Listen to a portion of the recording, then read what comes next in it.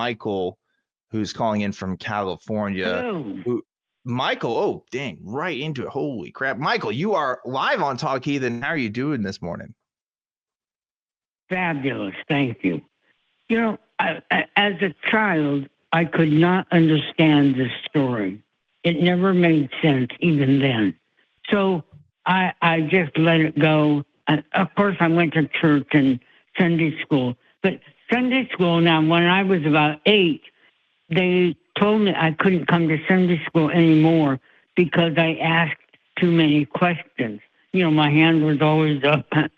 And so they said, go to church. You can't come to Sunday school. So that's what I did, but not regularly. I just didn't believe this story.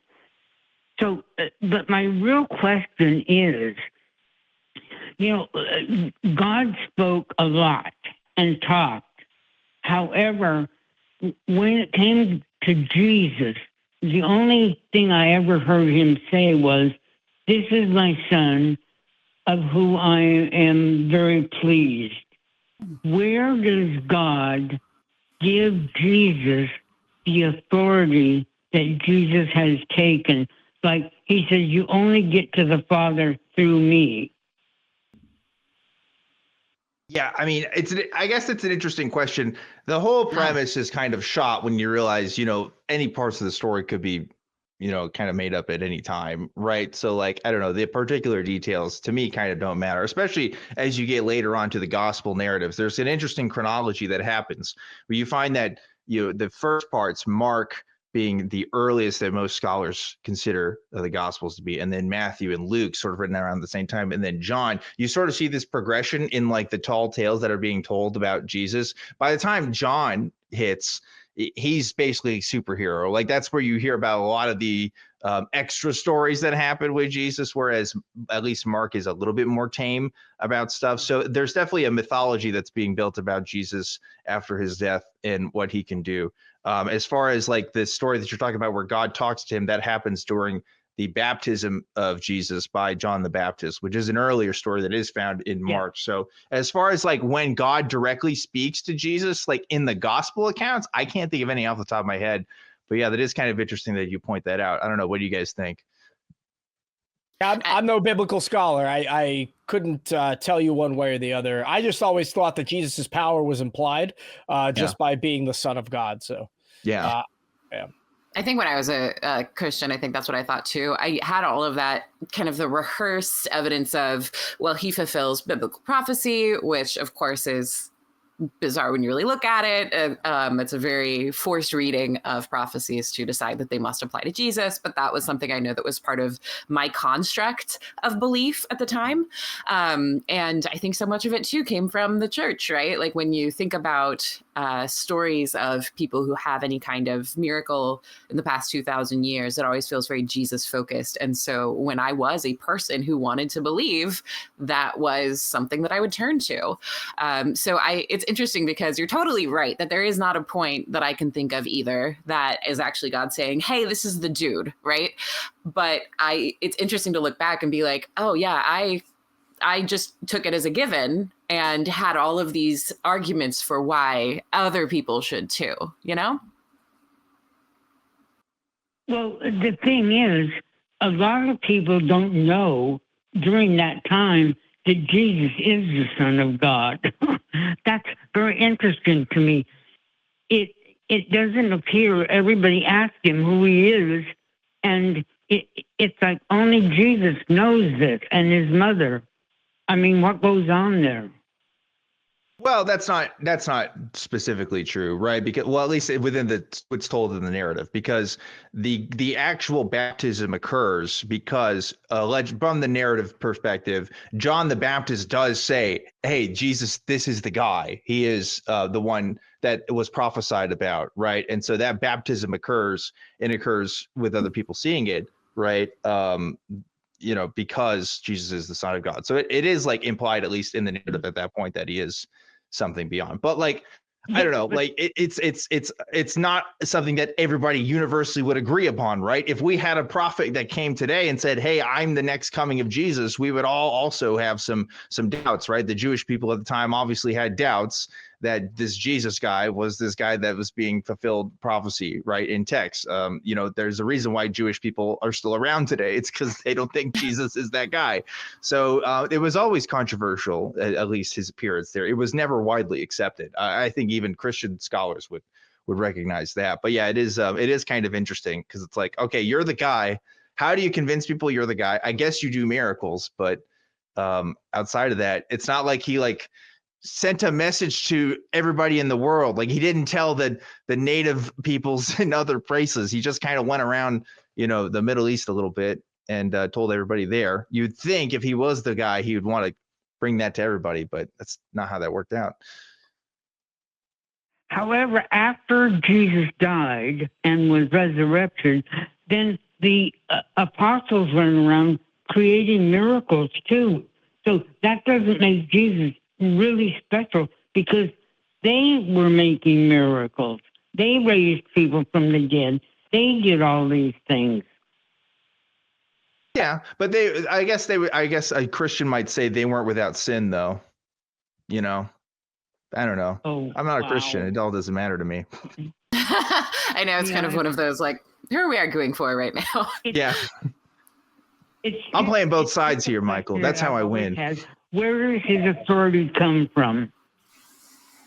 Where does Jesus' authority come from? You'd have to ask a Christian. Yeah. Jesus has zero authority over my life right now. I could care less about the opinions of Jesus and his followers. Yeah, and Michael, I'm getting a little confused about. Are you asking in the context of just playing devil's advocate, or are you asking because you are honestly trying to figure out the answer, or is this something you believe? I'm not kind of clear on what point you're coming from. Okay. I do not believe he was the Son of God. I don't believe in God. However, as a person that doesn't believe, I think that we probably know the Bible better than the everyday Christian.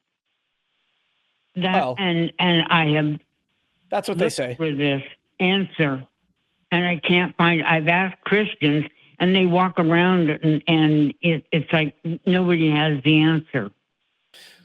Yeah. So as far as I know, Jesus talks about being the Son of God in the Gospels, right? So there's the literal text, and then there's historically what we can talk about. And are you asking, or are you differentiating between what the Bible says versus what we think happened in reality? Because you're saying, well, it wasn't Jesus doing these things, it was the apostles doing these things, and the apostles made up all these things.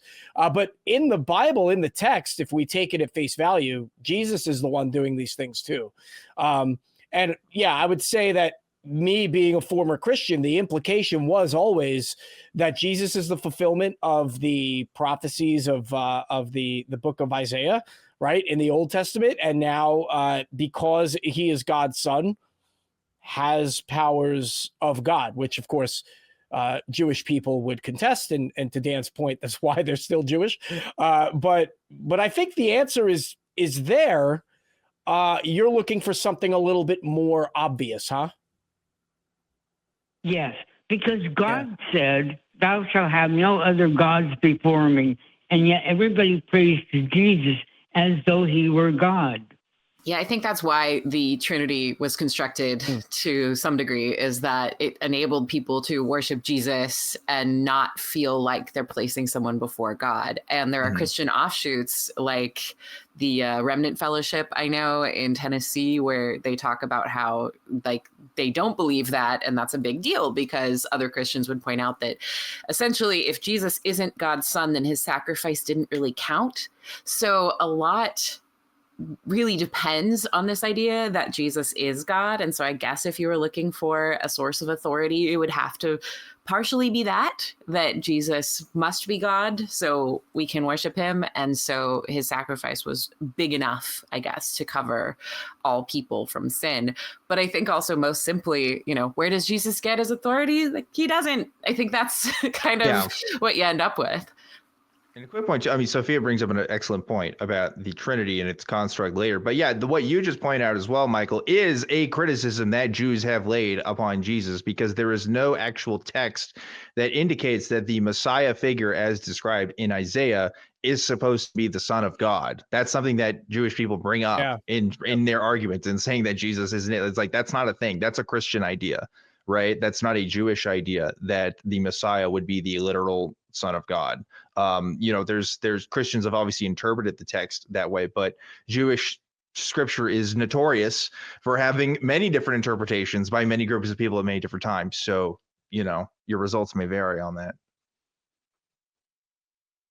Well, it's just the whole story. It's just like when the three of them are on the cross, which should have been a stake, not a cross. Anyway, Jesus turns to the one and says, "On this day you will be with me in paradise." But Jesus didn't go to paradise that day. Yeah, I mean, I'll be honest with you, Michael. I could talk about Bible contradictions with you all day, but you're preaching to the choir here. You're not going to convince us anymore that Jesus ain't the one. So I don't know where else you want to take this call, Michael. But like, if you just want to say like, "Hey, I don't think Jesus is the Son of God," like, yeah, I agree with you. I don't see that to be necessarily the case. I just wondered if anybody knew where he got his authority, because I don't find it anywhere that he has the authority to say, "I am the Son of God, and I have this power to bring you to God over anybody else." It is John the Baptist. The answer is John the Baptist. That is the answer that people would argue for. I think if I was a Christian apologist, because John the Baptist is supposed to be, a good guy, and we're supposed to rely on his words, allegedly, because he was also kind of doing some stuff. So yeah, I think that's what a Christian would say. I'd say if you're a Christian watching, call in. And if you have an explanation for this, then great.